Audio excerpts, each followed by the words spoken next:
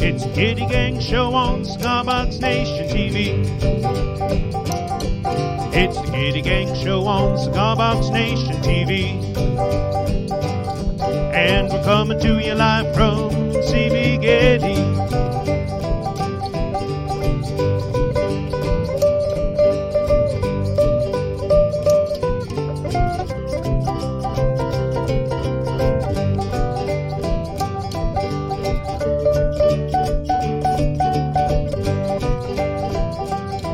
It's the Gitty Gang Show. Gitty Gang Show. It's the Gitty Gang Show. Gitty Gang Show. It's the Gitty Gang Show. Gitty Gang Show. It's the Gitty Gang Show. Gitty Gang Show. It's the Gitty Gang Show on Cigar Box Nation TV.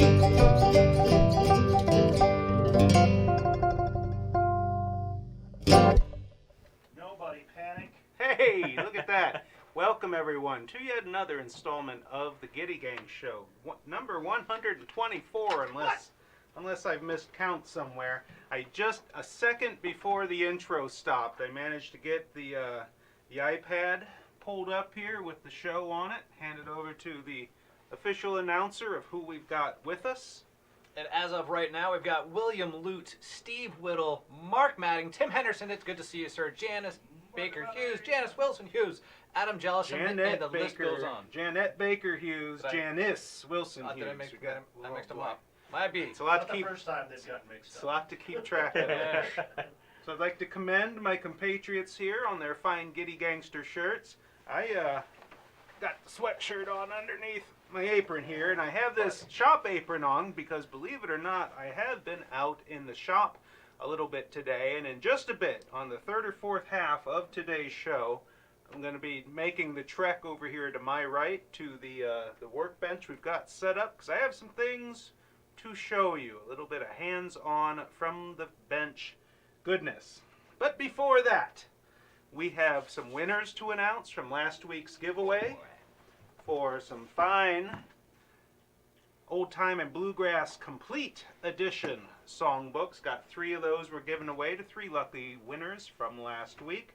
We've got some videos for you this week, some new stuff. Shane recorded a video earlier today and sent it up to us.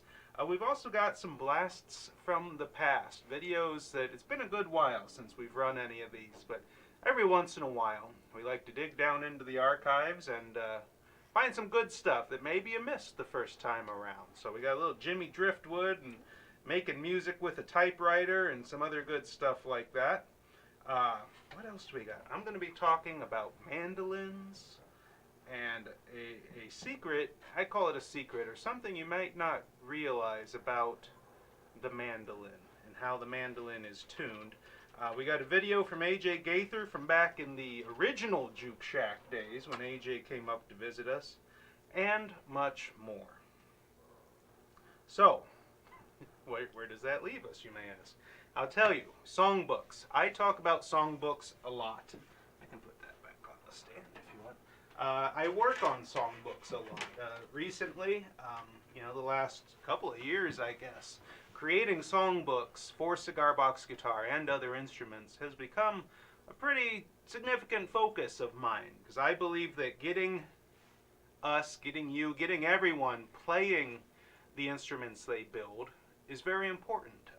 That's the true way to spread the word about this homemade, handmade music concept. Is don't just build them, play them as well. And of course the songbooks full of tablature are a good way to do that. If you've been paying attention, then you know that this week yet another new songbook hit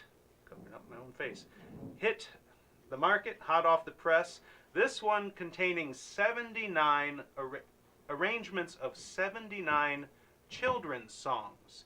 These are traditional kids songs, children's songs from through the ages. Stuff that people of pretty much any age will recognize a number of these tunes. People of a certain age, well, we're all within a few years of each other here on stage, will probably recognize most of them, because these are the songs that we heard on Sesame Street, that we heard on the other children's programs growing up that that you still hear on children's programs. Some of them have been updated a bit. That our mothers and grandmothers and whomever sang to us as kids. So, as I say, 79 songs in here.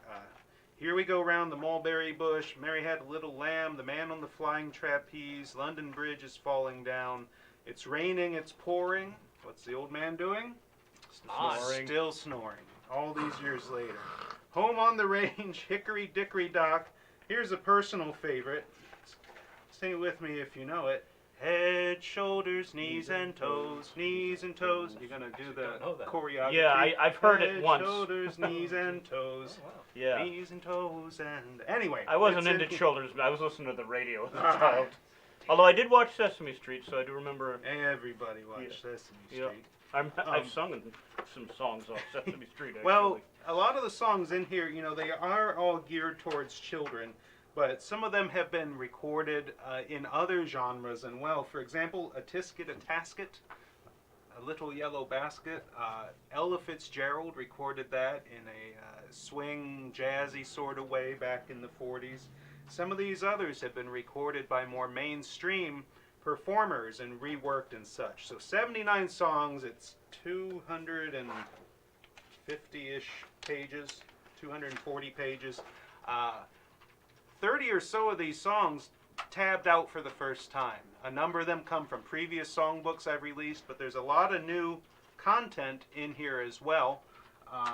In addition to some of the stuff that was in previous songbooks, I've expanded, reworked, added additional arrangements of. So all for 3-string. I know that someone always asks anytime I talk about or show songbooks. These are for 3-string GDG tuned cigar box guitars. And you may ask why. Some folks say, well, what about 4-string? What about other tunings? It turns out I have done one 4-string GDGB songbook, and going purely by sales numbers, how well that one sells versus any one of the more popular 3-string ones, it's just, 10 to 1. So only having so much time in the day to be able to devote to songbook writing, I do hope someday to get back to some more 4-string stuff, but if people can buy the one I've got for now, that would help. That would help, I'm gonna lie. So yeah, children's songbook available from cbgitty.com in this spiral bound limited edition, signed, not numbered, but signed by me. I hand bind each one of these back in the CB Gitty publishing room. Also available direct from Amazon. You can get the glue back, especially if you're like Shaq Collins and others over in Europe or parts, the UK, Europe, other areas like that. They will print it and ship it to you direct from a facility there in your area, region, so you don't have to pay shipping from the United States. Whew, Yeah, that's a lot of talking, I ain't gonna lie. So here's the first video we've got for you. Some of you probably have seen it before. This is a man, some of you may know, I know some of you know, Jimmy Driftwood, playing a homemade guitar. I believe his grandfather either built it for him or helped build it. Shane's out there. He remembers more. It's like he made it from his grandma's headboard or something of her bed. And anyway, he's doing Battle of New Orleans in this one? I can't even remember. Anyway, here's Jimmy Driftwood. Elijah Morris. He came out of Tennessee in early days. He was born in 1830. By the time he was grown, he was making fiddles in Nashville, Tennessee. And then he came to this part of the country and actually homesteaded on the Buffalo River. And there his sons and his daughters were born. And his son, John Morris, was my grandfather. And John Morris made this guitar. And we think about, at least 130 years ago, from fence rail, ox yoke, I'm telling what they told me, headboard of Grandma's bedstead. And I've heard that because he used her bedstead up, she ran him off. Let's do some of the kind of picking that he did. I watched him a lot.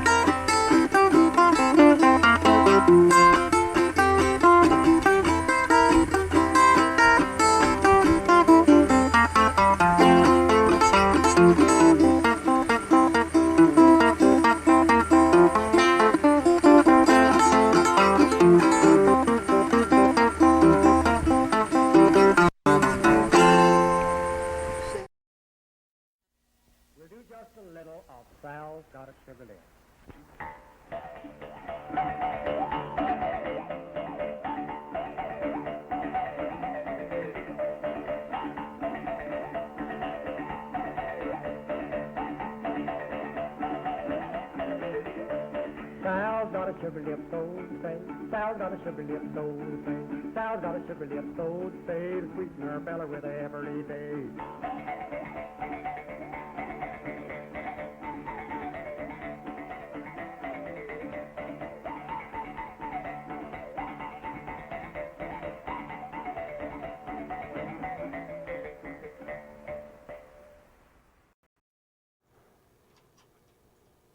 Hey, we're back.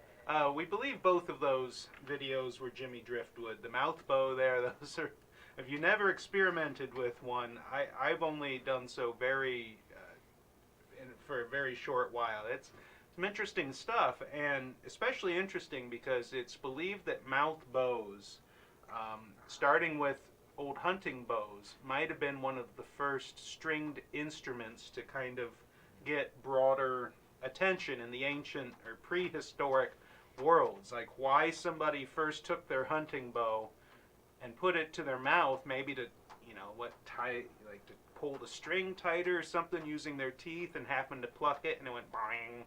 And like, ooh, that's interesting. Or, you know, whatever it sounds like.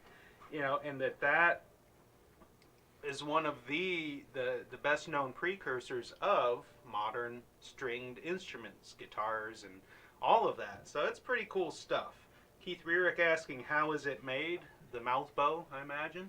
It's a great question. Something we could dig into. I bet I know who could tell us. He probably has plans somewhere. Is Shane Speal. What do you think, Shane Speal? He's talking about kazoos. He's off on a kazoo trip, or kick, planning a kazoo trip. Anyway, enough of me talking and these two nicely listening. Now it's time for this one to do some talking, because it is time for... Hey-o.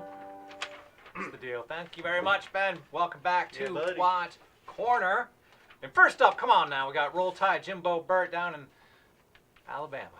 And Jim shared this. Tuscaloosa, isn't it? Yeah, I think you're right. Jim shared this, and I got it. You know, he posted it as a challenge to our good old Nick Lanciano. I think Jim's looking to usurp his top hat status with that little Valentine's top hat. Maybe it's not Cigar Box Guitar related, but it is Jimbo Burt related, and that's good enough for me. So thank you very much, Jim, for sharing that, because I think it's awesome. It's good to see you. Next up, we have from good longtime Cigar Box Nation member Dave Linus. Now, you might have seen a picture, or this actual same picture, in Cigar Box Nation's newsletter today. I hope that you are subscribed to the cigarboxnation.com newsletter. You might also have seen something similar in the CB Gitty newsletter. Now, I don't want to push all these newsletters on you, but there's only two of them, and they're both really good. So I hope that you're subscribed to both. This is Dave Linus's headstock and you can see it's kind of like a violin style or inspired scroll headstock, but he has the chicken look on it, which I think is outstanding. You've got abalone, how do you say, abalone inlay for the eye, and Dave, as it turns out, happens to be a big fan of Ben Gitty's dual hole shaft parlor tuners. That's what you see there are those parlor tuners. They have 2 holes in the capstan, or the shaft, if you will. And that second hole allows for Dave to place that in his headstock so he can get his string lined up where he wants it, because you can tell that has like that, I don't know what it's called, that pocket headstock or that open headstock where the string goes through it, so to say. So I just think it's awesome, just another outstanding work of creativity from Dave. And in the next image, what you'll see from Mr. Linus is the appropriately themed hand-painted box that he has as well. If you haven't caught on by now, shared Dave a few times in CB Gitty newsletters, shared Dave's work here on Watt Corner a few times as well, because we really appreciate Dave. He's just an outstanding gentleman and an even better artist. And you can see that here on his hand-painted box, and I'm happy to say that he's even got a Marty Tauber wound Wicked Bucker pickup on there, which I know is going to make that thing a beaut. And I can't wait, sir, Dave Linus, if you see this, to hear any number of songs that you post to the nation when you played this particular guitar. Next up, we have from the one, the only, the man himself, Mojo Bone Randy Bretz. I know that this image is kind of distant for you, and that's okay, because we'll get to another one, but I'm just really impressed, again, with Randy's work. It's his solid body, 3-string slide guitar. I've shared parts of this in previous corner segments, in that he has handcrafted jack plates out of wood. He has handcrafted or a little bone side markers on the fretboard, and what you'll see in the next image, a little bit closer, is the hand turns. He's got wood knobs on there. He's got the handmade wooden accents. I'm really proud to say that he's got a Black Mamba snake oil pickup in there from Gitty, which I know makes that thing sound sweet. And something that, it's okay that you can't see it, especially if you're on a mobile device, but something that I thought was particularly interesting, because I haven't seen it before, not that I've seen everything, is that on that bridge, underneath the saddle, on that bridge, the string heads, the strings are fed through that bridge string side, and they come up the bridge and over the saddle that way. So they're fed in this way, and they come up over that way. Now, I haven't seen it before. I'm not saying it hasn't been done before, but I just thought it was really cool. Great way to secure it without having to drill down through the body or fashion something on the back side of that bridge. Just outstanding stuff, as one has always come to expect from Randy Bretz. You know what he's calling it? Negative. The Wild Cherry. Hello. Wild Cherry. I believe he cut that slab from a cherry limb that blew down in his yard. Oh, cool. Not too long ago. He's a handy fellow. He is a handy that fellow. Randy Bretz. He makes some really cool stuff, Randy. I don't know if you watch the show, man. I hope you do, because I'm really impressed by your stuff and can't say enough about you. So thank you, Randy, for sharing that wherever you share it. And we got this out of Friends of Gitty. Oh, sorry to interrupt again. Shane found mouth bow plans. Look out, people. Whoop. And also, our buddy Marty Tauber had to step away. He's got a flag up. He's ice fishing as we speak. That's funny you should say, because you'll address that a little bit later. Sorry. I don't know. That's good. Ruining it again. No, nothing's ruined here. Next up, we have from the man, the myth, the legend, Rob Roble. He's doing these, or has done, this isn't the first of his, but he has been doing, again, these dip or these swirl painted guitars. So if you're not familiar, I'm not sure how Rob does it, but I'm vaguely familiar with the process. It has to do with dipping a box into some paints that are floating on top of water. You kind of move the box around, or whatever you're painting, you move the box around, and the paint adheres, it sticks to the surface of whatever you've got in there, and it comes out looking something like that, which is just another beautiful instrument by Rob Roble. And the next image, what you'll see is the back side of the guitar, so that you can see that it's done on all sides. Just outstanding, beautiful designs and work. I love the scheme of the red, black, and white, which is has its own character. And in the last image of Rob's guitar, I had to share this also. I didn't choose an image, my bad, of that highlights the fretboard, but what you can see there, if you look hard enough, is that it has strips. It's a two-tone fretboard. So that the fret marker, he has got, like, I'm going to call it maple, I'm not sure, I forget, I'm sorry, maple and maybe walnut, but inside the maple there are walnut fret markers, and it just it's a beautiful contrast on a beautiful guitar. Just more thoughtful design, the kind of stuff that you will never see me do.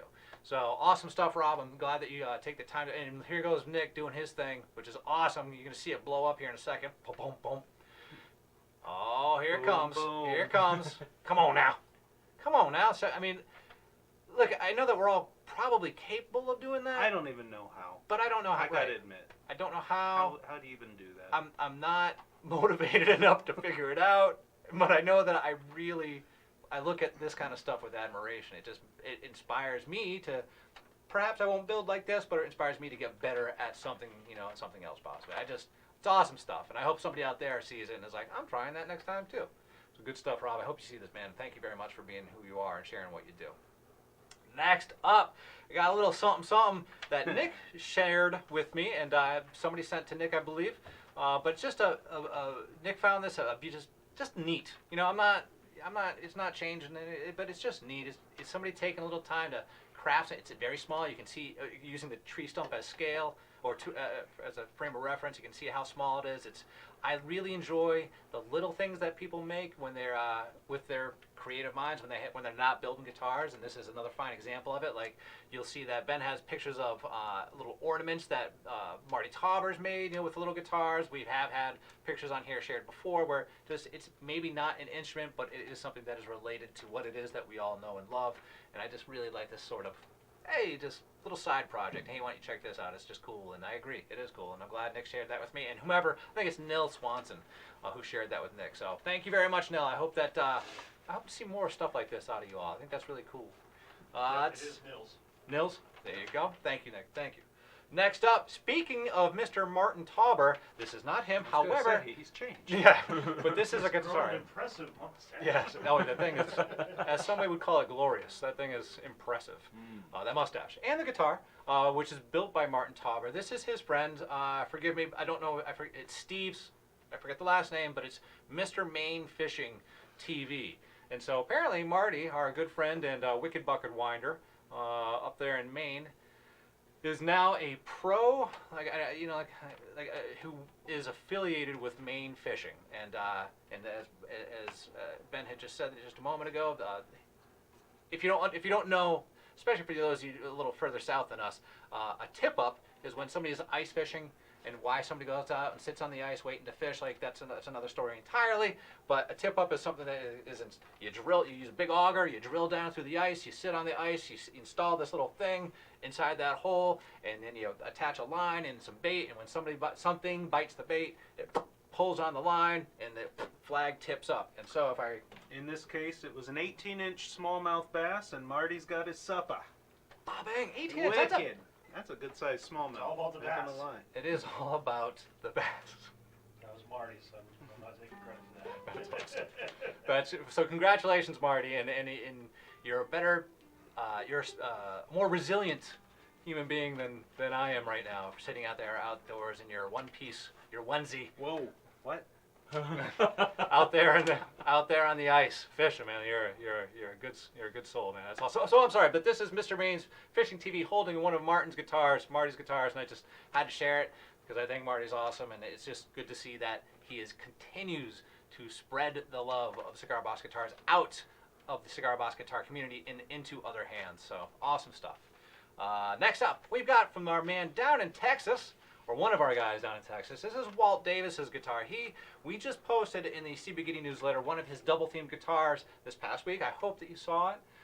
It's the guitar that I just mentioned in the newsletter was a U.S. Air Force and Department of Interior themed guitar with other elements to it that were really fun and unique. This one here that you see from Walt, I'm a super big fan of this because, as he writes, and I'll be quick about this one, it's another double-themed guitar that he's called the Patriot Prospector. The customer is very much the Patriot, hence the Screaming Eagle flag that you see right there, the decal. And on the backside, which we'll get to in a second, is the tribute to the POW vets and those missing in action, which, regardless of your affiliation in wherever you live, in whatever country, honoring those who have served is awesome. But I see Nick's over there getting pretty excited about some of these pictures, and I don't blame him because in this one, you can see there in the upper right-hand corner, well, my upper right hand, the pickup, I'm sorry, Walt's pickup, that's one of Gitty's P90 soap bar pickups. He's removed the cover off it, and he's modified it. He's covered it in gold leaf. Now, again, this is the Prospector. This guitar is called the Prospector, and I failed to mention, I apologize, that the recipient is also a prospector in Arizona. Awesome. So that pickup is covered in gold leaf, And then what you'll see next is, I got this in the list here.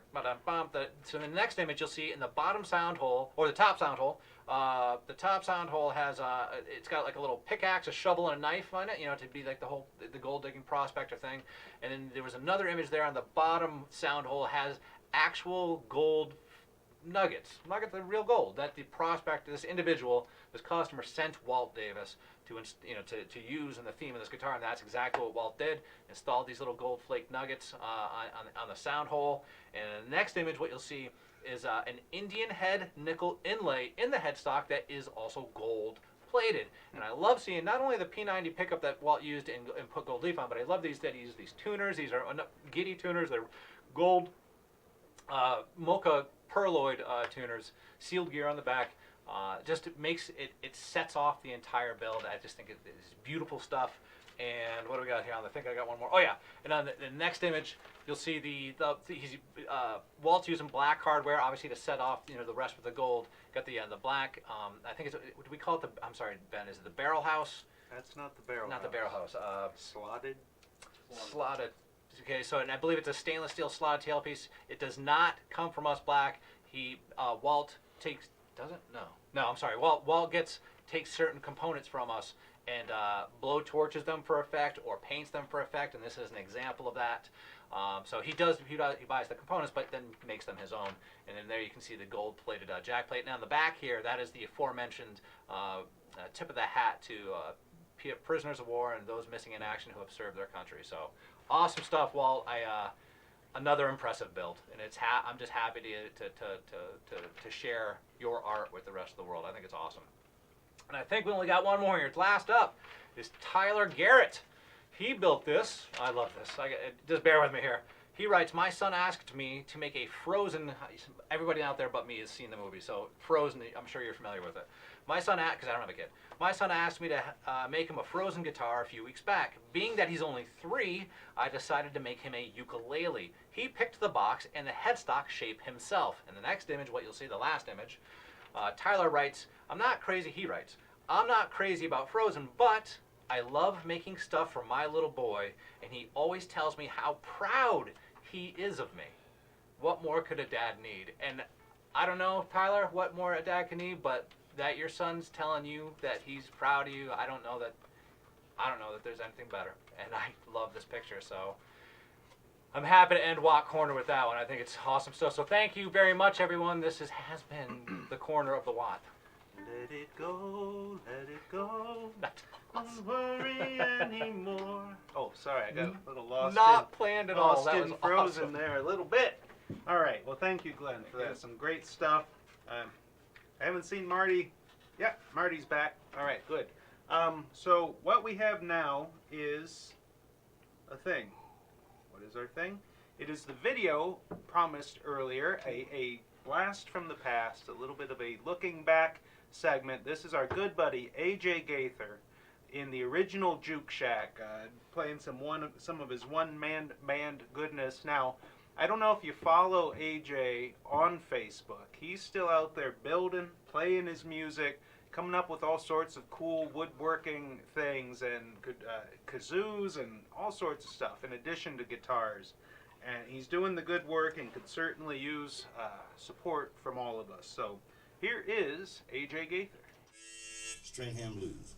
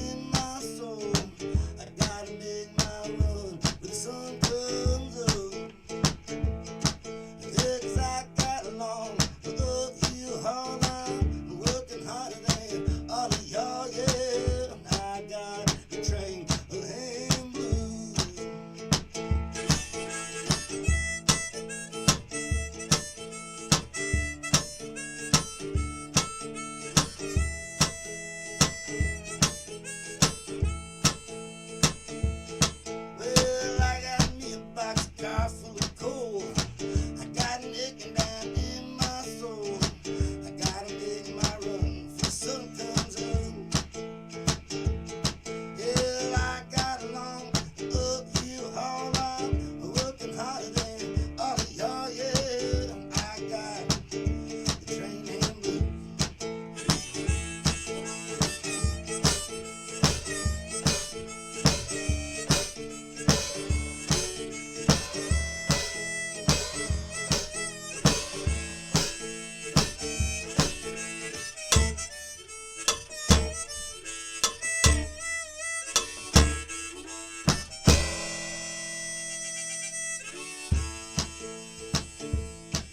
Well, I got me a little wife at home. She don't like to be alone, so I do what I gotta do to make things right. Yeah, I got kids with mouths to feed. I got a roof to mend, a garden full of weeds, and I got the train hand blues.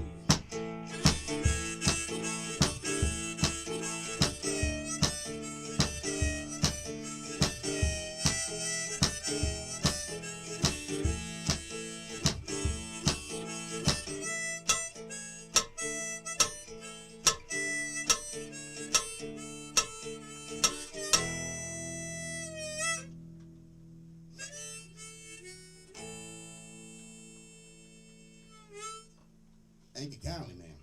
Appreciate it.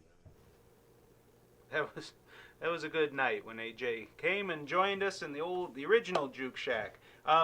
So here we are. Danny and I are now on a less often seen side of the stage. This is the At the Bench segment. And we got a few different things to talk about and show you. Now, just a reminder, most of you probably know this, but Dan here joined CB Gitty not just to be a member of the Gitty Gang here on Fridays, but he's been actively working and learning the ropes out in the Gitty shop. And just what are some of the things you've been working on this week?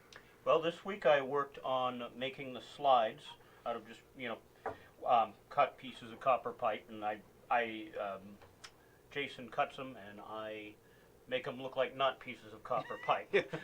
Smooth and polish and make them into our... Yeah, and one of the oldest products. That's one of the first things that, back then it was only me, that I started manufacturing as CB Gitty back 10-ish years ago now. So yeah, yep. Glenn Watt has made a few slides in his day. So yeah, there's a long history. So slides. Thought I saw you cutting some fret wire out there. Yep, you've been doing that. I've been making, of course, the usual bridges. Those need to be done sanding weekly. bridges and all of that. Sharpening them, make sure I don't take my thumb off on the disc sander. Yep. We prefer that you don't. Yes, me too. But one of the main things that I saw you working on just today is canjo necks. This is one of our pre-made canjo necks. Now, Danny, you've been fretting them, learning the ropes of fretting and getting those frets installed and the ends smooth. As you can see, possibly, the canjo necks are fretted diatonically, which means some of these fret spaces are skipped. And again, most of you probably know this, but there could be some out there that don't. So I try to never assume everybody knows everything I'm talking about. So diatonic fretting, the effect of that is that basically you take out most of the sharps and flats that would be in a scale of notes. Some call it dulcimer style fretting. By taking out those extra notes, it makes it much easier to play simple tunes because it's much harder to hit a discordant note, a note that just completely sounds off key. Grab one of those. That one. Now this is a canjo built using one of these necks.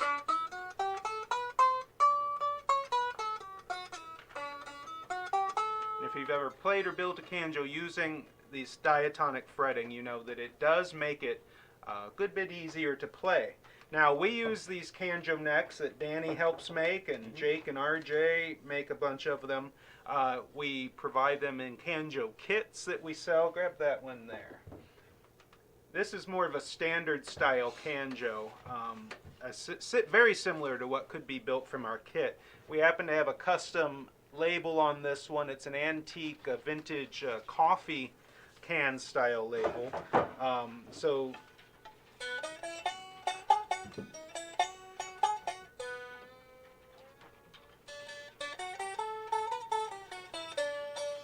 this is a prototype canjo. All of these using this same basic neck, by the way.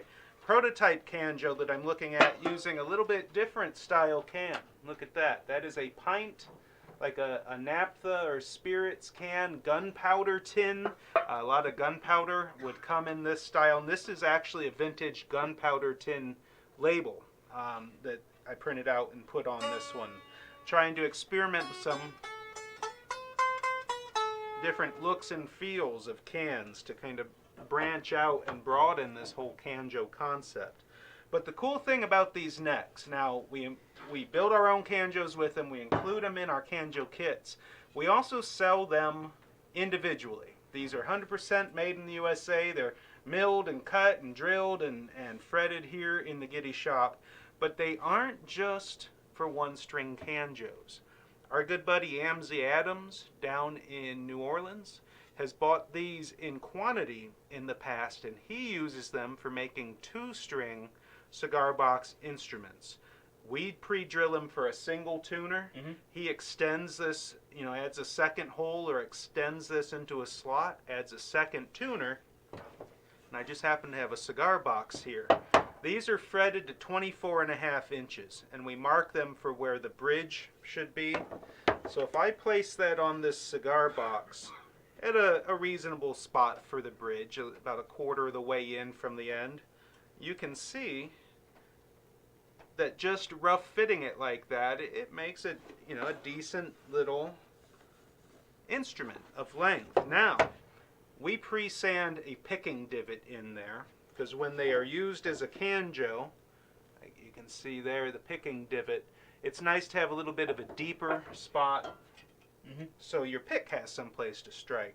Well, if you were to just recess this neck all the way, mount it into this cigar box by cutting a notch, put a brace in there to attach it to, suddenly you've got a simple 1 or 2 string neck that you can use with cigar boxes, cans, all sorts of different things, all with this dulcimer style diatonic fretting. So they're very versatile, and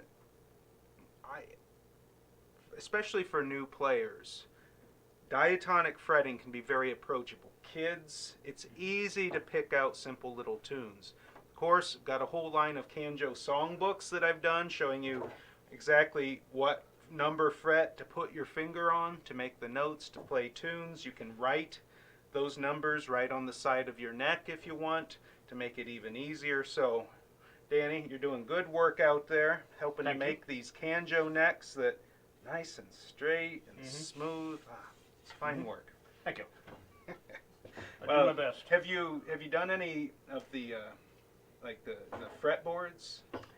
I believe so, yes. Well, I know usually we get people started fretting on the canjo necks. Yes. It's a good trainer zone, and then you move up to the the 25 and 23-inch scale fretboards and all of that as well. So, all right, very good. So that is one of the things that I have to talk about with you here at the bench, and I'll rejoin you over there in a moment. Thing 2, a new kit soon to be available from CB Gitty that I hope you'll see and be like, ah! All right, take a look at this here. See if you can see what's going on there. This is a benchtop string caddy, modular. It's put together from 1/8-inch plywood. It's got 6 slots here on the front so that you take your strings in the sleeves that we sell them in, bulk strings, coil them up, stick them through here so that when you need a 10-gauge string, here they are, boom, you pull it out. You need a 16 boom, a 24 boom. If you use a lot of different strings, you can get more than one of these. Stack them up next to each other to keep all of your strings organized, clean, easily accessible, because I don't know how you manage your strings. I've hung them from nails, and they get all, they fall, they get hung up.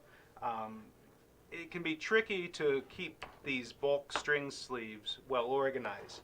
This was designed, Shane Speal played a big role in coming up with this idea, went through several revisions, working right now on writing and formulating the how-to guide. And I happen to have here, it's like a Julia Childs, and Oh, yeah, there has been some. I love this cooking segment. What's for lunch? Wood shavings and glue. It's just like cheese. and painter's tape. So this is how the kit basically comes off the laser. It's all 1/8 inch thick laser cut pieces. And when you first tackle trying to put it together, because these pieces are so thin and it's all tab and slot assembly, like to try to clamp this at a right angle is tricky. But what I'm going to be writing about in the how-to guide, and you can see on this sample one here, how you can use painter's tape to get the rough assembly done, and then you can just squeeze some glue on, because it doesn't have to be all that structurally sound. It's not an instrument body, it's not holding up your deck. It's just going to sit on the bench and hold string sleeves, right? So it doesn't have to be super, you know, structurally sound. So some wood glue, even better for this. It's what I used to put this prototype together. Even better is a hot glue gun. Amongst my top recommendations for building homemade instruments for your workbench, get a hot glue gun. They're not very expensive. That stuff goes on quick, sets up quick. I've built a number of instruments around the idea of hot glue. It is hot, burns the hell out of you when you get it on your finger, but handy stuff. But these can be put together either way. And as soon as I get some photographs taken of this process and throw together a 2-page how-to guide, it'll be available. And hopefully, folks will find it. I need a couple out on my workbench because I've got strings hung from that. They're all over, and it's a pain in the butt. So that's one thing that's coming down the pipe. I'm running out of places to put maybe put it on that chair over there, Dan. The next thing, and slightly more involved, is my next attempt at a cigar box ukulele kit. We've had a cigar box ukulele kit for years now, using a conventional ukulele neck with the deep heel and the fretboard and the bridge and all. I want to create a cigar box ukulele kit based around the neck through design that is one of the standards of a cigar box guitar. We have a kit called the Complete DIY Cigar Box Guitar Kit that features the pre-fretted neck and all of the bits that has become, I'd say, our most popular cigar box guitar kit. Well, this is basically going to be the uke version of that. So it'll be compatible with a wide range of box sizes, which is nice. Nick's nodding over there. Yes. The guy, please tell me more. the guy whose job it is to go up and find boxes that meet the size requirements of our existing cigar box uke kit. Believe me, you wouldn't believe how awesome that is.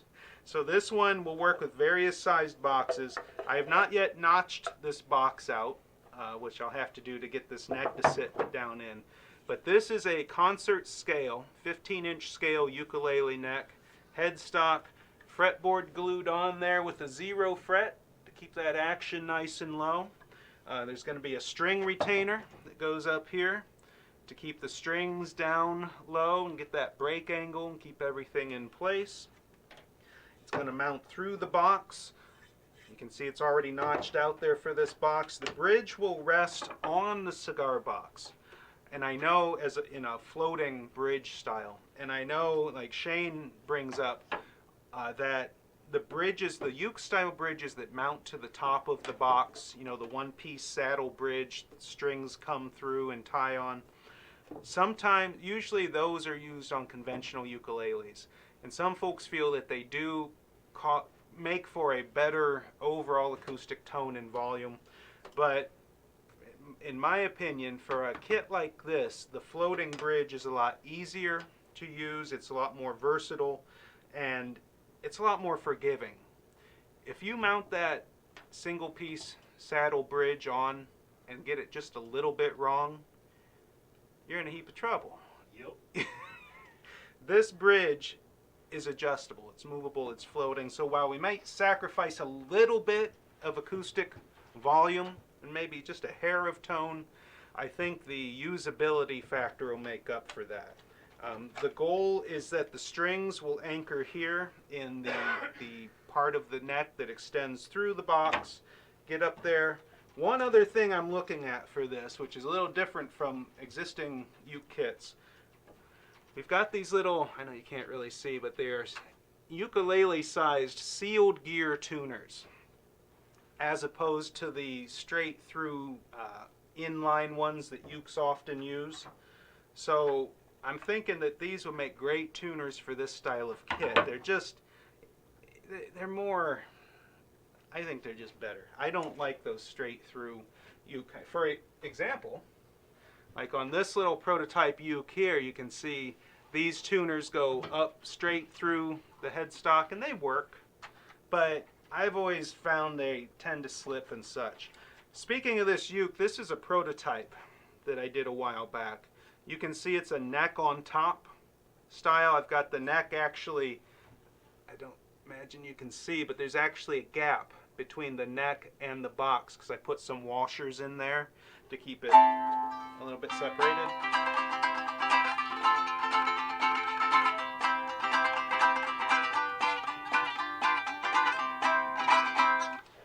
This was a test to see if the neck on top style would work for a uke.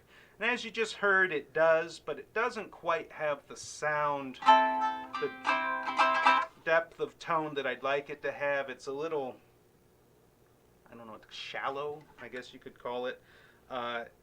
So I steered away from that idea in this box, stick through, neck through style cigar box uke. So that also in development. And that pretty much sums up what I've got on the bench right now. I'm wearing my handy dandy apron today, so now that I'm done at the bench, I can take it off. So hopefully you folks are at least a little bit interested and excited about seeing some of these new products coming down the line here at CB Gitty. I got the long trek now to make back to the studio where Danny and Nick are, and Nick and Glenn are, so I'll see you again shortly, folks. Yeah, buddy.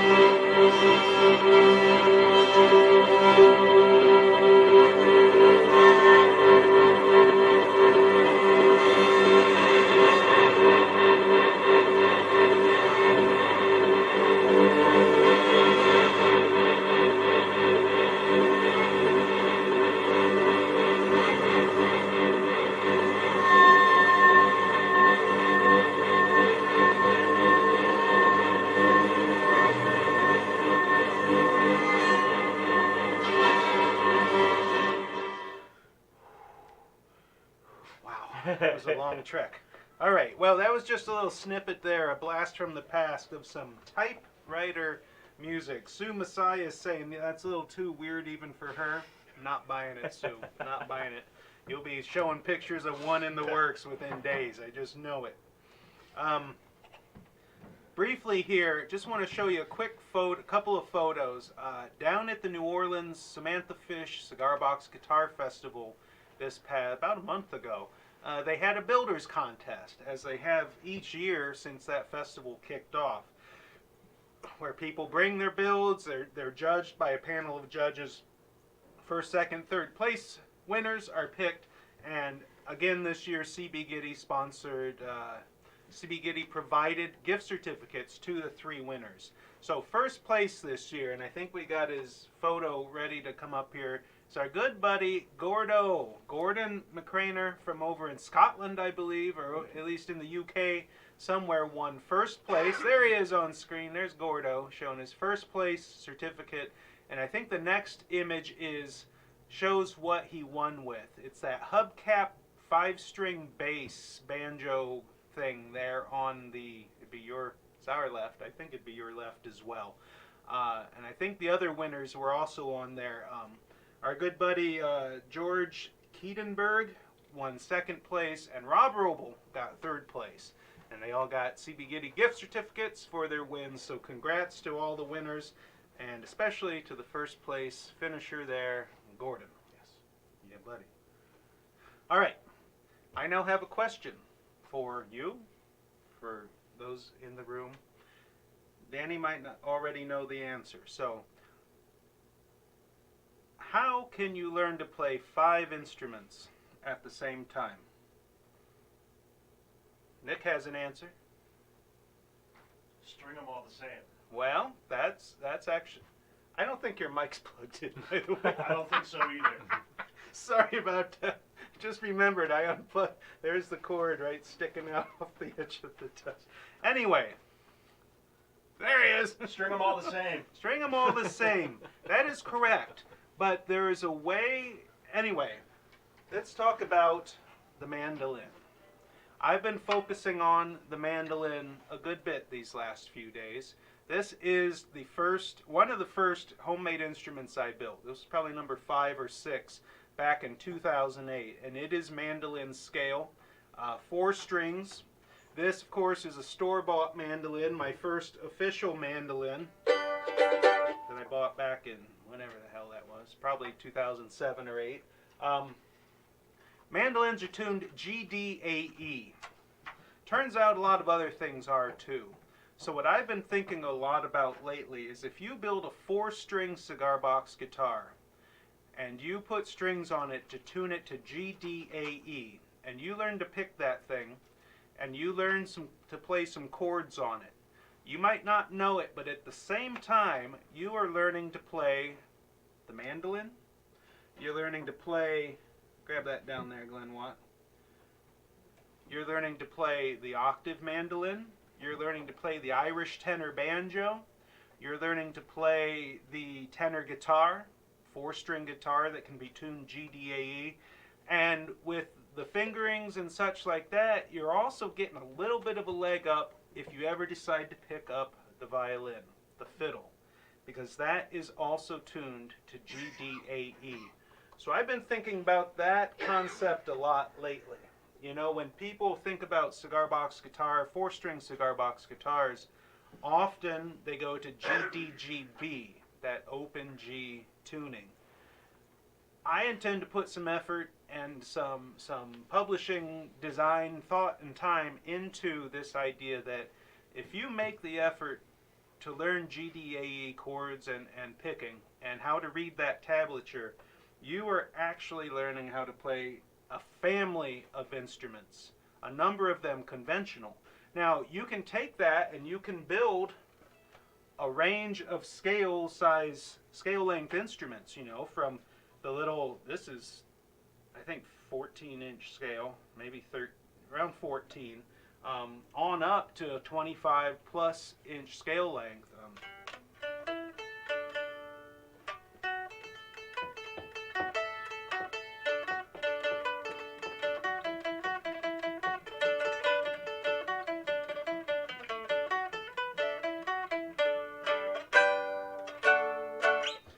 Just a couple of notes about this mandolin. It was an early build, and I'm just going to quickly show something to the camera, and those of you out there in the know will realize that I built this before I knew much about what I was doing. Here we go. Something's wrong with that picture. The funny thing is, it's worked great. None of them have ever slipped. AJ builds his. AJ Gaither also puts that gear up. So, yeah, mandolin stuff. And one of the reasons I've been focused on mandolin stuff is that I've started working on some mandolin songbooks. This is another songbook that went live this week. It actually went live this morning on Amazon. Not going to really be selling it through CB Gitty, because this is a Celtic session songbook for mandolin and related instruments. Very similar to the one that I've had for sale for a while. Just replaced all, you can't see in this light, but replaced all of the chord forms with mandolin chords and reworked some of the things to be better playable for mandolin. Okay. Danny plays the mandolin, so. Leave her. Anytime I work on one of these songbooks, whether I'm binding it or working on it, I'm always singing. Yep. I'll get like one verse through a verse through one song and on to the next. So yeah, but working on, got that published for strumming Celtic songs at sessions. Also, just today started on, actually yesterday, a tablature songbook of Irish pub favorites, drinking songs and pub favorites, with 4-string tablature for mandolin, or for GDA, cigar box guitar, or octave mandolin, or Irish tenor banjo, or tenor guitar, or banjolin, or any of that family of instruments, including the fiddle. Yeah, buddy. So, I think there's a lot of good stuff to be learned from mandolins from this GDAE tuning. Yep, that's all I got. What's next? What is next? I see mandolin. I've been doing a lot of talking. That's- Lord of mercy. I think it's a great idea. Ben has mentioned that in the past, having similar tunings or the same tuning on multiple instruments. It makes things a lot easier to pass from one instrument to the next, for sure. So what do you have there? Well, we did a segment once back in the old Juke Shack when Farley was still here. A range of instruments, 3-string instruments, all tuned GDG, different scale lengths. There was a banjo, there was a ukulele, there was a guitar, there were a couple of other things. I remember I handed them to Farley and she'd play the same thing on each of them. So this idea of the same tuning, and GDAE I think is a good one. If you put that effort into learning a few of those chord shapes, most of them are 2-finger chords, which makes it easy. You really would have like when I go to a session, everything I play except for the 6-string guitar, which is somewhat infrequent, I give the impression of being multi-instrumental. I'm not multi-instrumental. Everything's tuned the same. It just looks different, and sounds different. But what I learned, the chord forms and the picking, is all the same. So, yeah, buddy. We now have a video for you recorded earlier today by Shane Speal, in which he talks about the most recent edition of his magazine, Poor Man's Guitar Magazine. It's all focused on Wesseh Freeman, Shane's friend and inspiration, building the oil can guitar over in Liberia.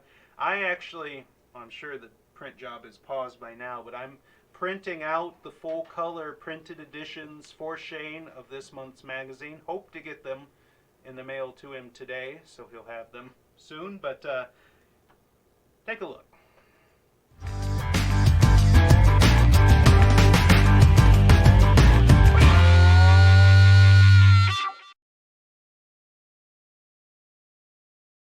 Hey guys, it's Shane Speal and I'm hanging out with one of Wesseh's last guitars here. Spent the last month really getting to know this instrument even more than I have ever done before. You guys know Wesseh, the great Liberian oil can guitarist.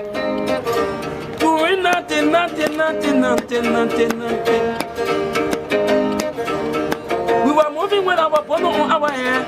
Mama confie, papa confie, no one know where the children go. Doing nothing. I have just released the latest issue of Poor Man's Guide. That is my magazine for sale at poormansguitar.com. And in Poor Man's Guide for the February issue, we explore this guitar and I show you how to build your own using actual photos of Wesseh making this guitar here. He did pass away back in 2018, and since then I've been doing what I can to keep his memory alive. And just recently, the owner of O-Chips, the company that Wesseh was singing about in the original video, he gave me all of his photos and videos of Wesseh and told me that I now am curating them. Oh, Jay. Oh, Jay. Oh, Jay. Oh, Jay. So I'm very excited about this. We used those photos, we used that information in Poor Man's Guide to create the most comprehensive how-to guide on making his guitar. So check it out. There's a lot going on in this magazine. Not only do we talk about Wesseh's guitar, we talk about the guitar that Gitty and Glenn Watt made to send to Wesseh. There's also information on the Wesseh tribute guitar made by Anonymous Pick of Cigar Box Nation. And then there's even some other great stories on musical instrument inventions, the old Marxophone instruments, and even how to make your own bone guitar slides so that it sounds like a sitar. Everything is there in the new Poor Man's Guide. It's at poormansguitar.com. Check it out. In addition to the magazine coming out, every issue also has what I call a curiosity box. And that is a parts pack, sort of like a gift box, a cool monthly package coming to your house with parts and pieces and things inspired by the stories in the magazine. Check it all out. It's all at poormansguitar.com. I'm very excited about it. This has become my labor of love to put all this information into a magazine. You can access it today because the magazine is in download. So go to poormansguitar.com. It's $5 for the latest issue, and it has all that information in there. Hey, Gitty, thank you for giving me this time to tell them about the magazine. And I would also like to thank CB Gitty Publications for helping us get printed copies that go into the curiosity boxes. Gitty, you're awesome. Thank you. So you guys have a great weekend. If you get Poor Man's Guide, let me know what you think. Tell me what you think about the content on the inside and what you would like to see. This is not your usual Cigar Box Guitar type of publication. We're digging deep into inventions and history. So you guys have an awesome weekend. My name's Shane Speal. I'll talk to you soon.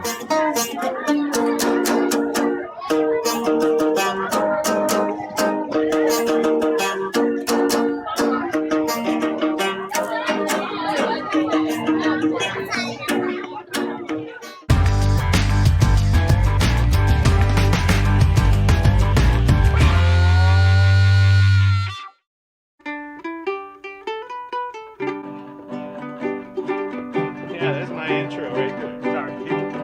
Well, that smoke's a rising, it surely is a train.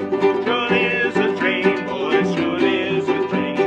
That smoke's a rising, it surely is a train. I'm on my long journey home. Darling, you can love free. Darling, you can love free. No, you can love free and still love me. Darling, you can love me.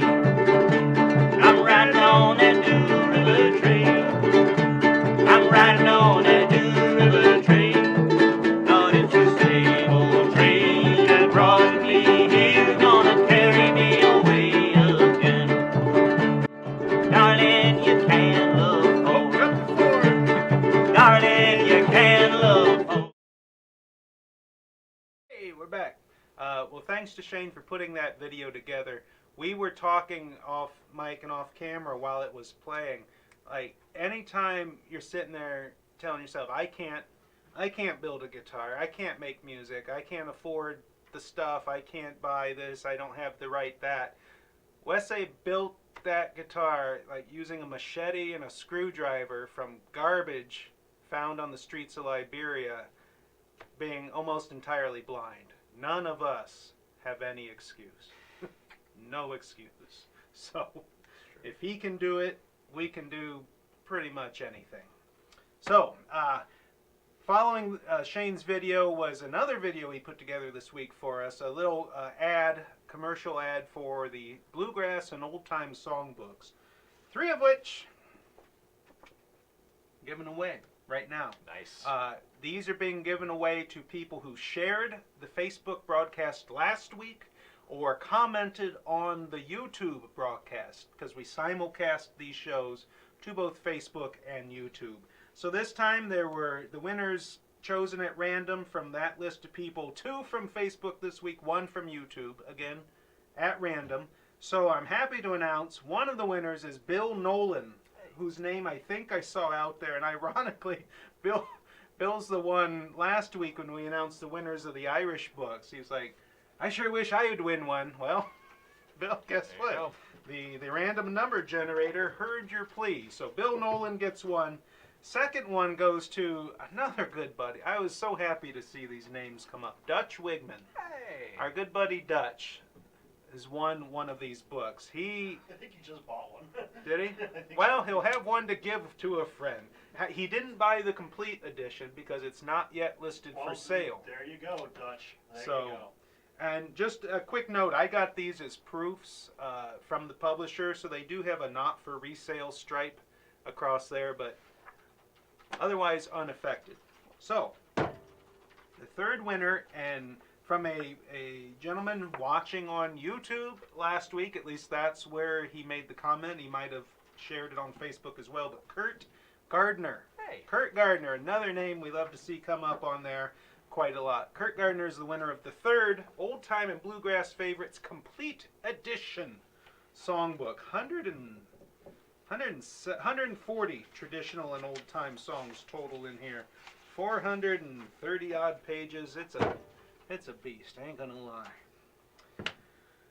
Whew. Well, we managed to fill another hour, gentlemen. An hour plus. And we'd like to thank you for being here with us. Hopefully you've seen some things to spark your interest, inspire you, maybe learn a little bit of something. You play that. I'm going to play this here mandolin. All this carrying on I did about mandolins. Just a reminder, coming up on March... Is that in tune? Give it a quick checker there. On March 13th. I've been saying it wrong the last few weeks. It is the 13th of March. It's a Friday. We will be doing the Gitty Gang Irish Show. Danny will be here, Kim Starling, Tyler Foss, Nick will get up and do a couple. Might have a guest appearance by the Dover Rovers. It's hard to say. One never knows. Once the magic of the high holy season fully kicks in. Not gonna be able to hear Glenwood on the bass. I'll use a pick. Alright, slap it.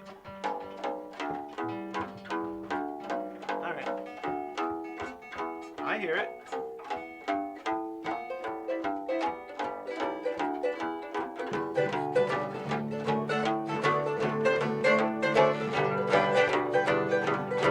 Well, it's a Gitty Gang show on Cigar Box TV. Saying Gitty Gang show on Cigar Box TV. And came to you live from all you need is a sticker box and some strings. Sometimes not even that. Saying all you need is a sticker box and some strings.